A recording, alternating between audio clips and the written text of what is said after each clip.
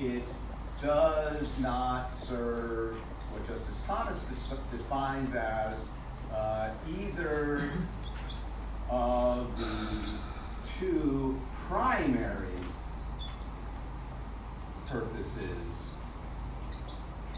of punishment. And what were those again? The two, what he defines as the two primary ones? Retribution and deterrence. Mm-hmm. Retribution.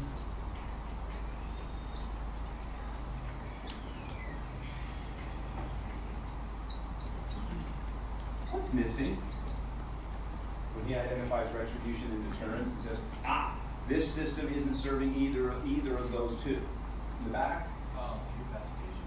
Incapacitation. Incapacitation is missing. Right? What else is missing? Rehabilitation. So one question we want to ask ourselves is, what about incapacitation? And what about rehabilitation? Okay? With incapacitation, they talk about how these facilities, they don't restrict the people in the way that they would criminals in a jail. They're free to move around. They have some civil liberties. Anyone want to respond to that? Well, incapacitation, I thought, was the idea that you were keeping them away from society, but And? still, and keeping them from committing more crimes. And He would be incapacitated if he were kept in a mental institution. I mean, it's really hard, and I think the court kind of concedes this point. It's really hard to argue that this system is not motivated, really, like a laser focus on incapacitation. The whole idea is, because somebody like Hendricks remains dangerous, has a mental condition that renders them unable to conform their behavior, society is not safe if they are released, we need to protect ourselves, and in his case, our children, from him. So incapacitation is kind of a whole ballgame with this civil commitment regime. Yeah?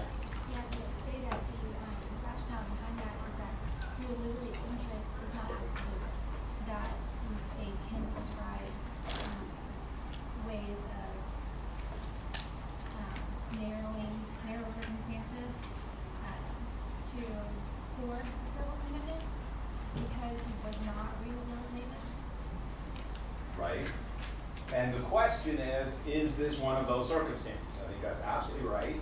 And then the question becomes, if the state has decided that you have served your sentence, can it now say, oh, well, you served your sentence, but we have not rehabilitated you, and maybe you're beyond rehabilitation, so we can impose indefinite detention and tack that on as a new condition of your circumstances in order to make us more safe.